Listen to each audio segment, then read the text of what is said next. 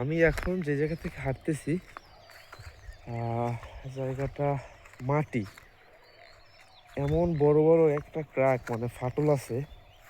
হ্যাঁ, যার ভিতরে মানে পা ঢুকে যাওয়ার সম্ভাবনা আছে। পা যদি ঢুকে যায় তাহলে ভেঙে যেতে পারে বা মচকে যেতে পারে। তো এই যে বিশাল বিস্তীর্ণ যে ক্ষেত, এখন এই জায়গায় এই অবস্থা মাটির।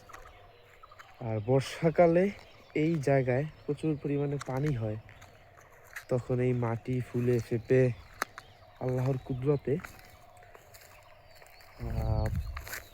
কাদা হয়ে যায়, তখন আবার প্রায় হাঁটু সমান কাদার ভিতরে ঢুকে যায়।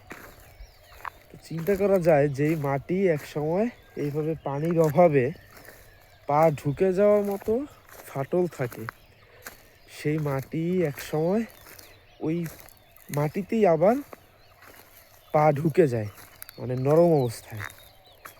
এখন ঢুকে গেলে বিপদ, আর তখন ঢুকে গেলে তখনও বিপদ, হাঁটতে অসুবিধা, কারণ বেশি কাঁথা থাকলে বা কর্দমাক্ত থাকলে তোর হাঁটা যায় না।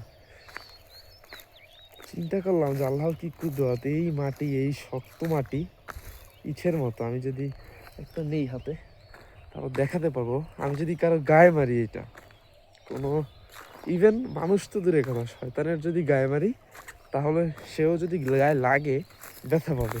তো এমন মাটি, আর এই মাটি এইভাবে মুষ্টিবদ্ধ ধরার কোনো ওয়ে থাকে না যখন বৃষ্টি পড়ে বা কর্দমাক্ত অবস্থায় পানি ওঠে বর্ষাকালে।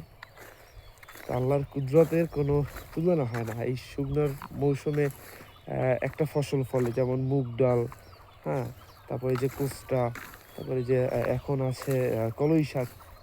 আবার এই জমি থেকেই নরম যখন হয়, বৃষ্টি পড়ে, হ্যাঁ, তখন আল্লাহর কুদরতে এই জমি থেকেই আবার মানুষ ধান রোপণ করে, সেখান থেকে আমরা চাল পাই, আমাদের জীবিকা নির্বাহ হয়।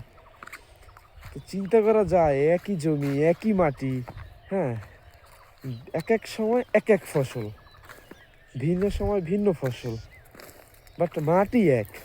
কোনো ছোটোখাটো পরিচর্যা ছাড়া, হ্যাঁ, মোটামুটি একটু পরিচর্যা করলেই হয়, তাহলেই মানে এক এক সময় এক একটা ফসল এই আল্লাহ তাআলা আমাদেরকে খাওয়ায়। আলহামদুলিল্লাহ, আলহামদুলিল্লাহ। আমি শুকরিয়া করে কমাতে পারবো না, আলহামদুলিল্লাহ। তারপরে আমরা আল্লাহকে চিনি না, আল্লাহর দাসত্ব করতে চাই না। আমরা মানুষের দাসত্ব করতে রাজি, কিন্তু আমরা কিন্তু আল্লাহর দাসত্ব করতে চাই না।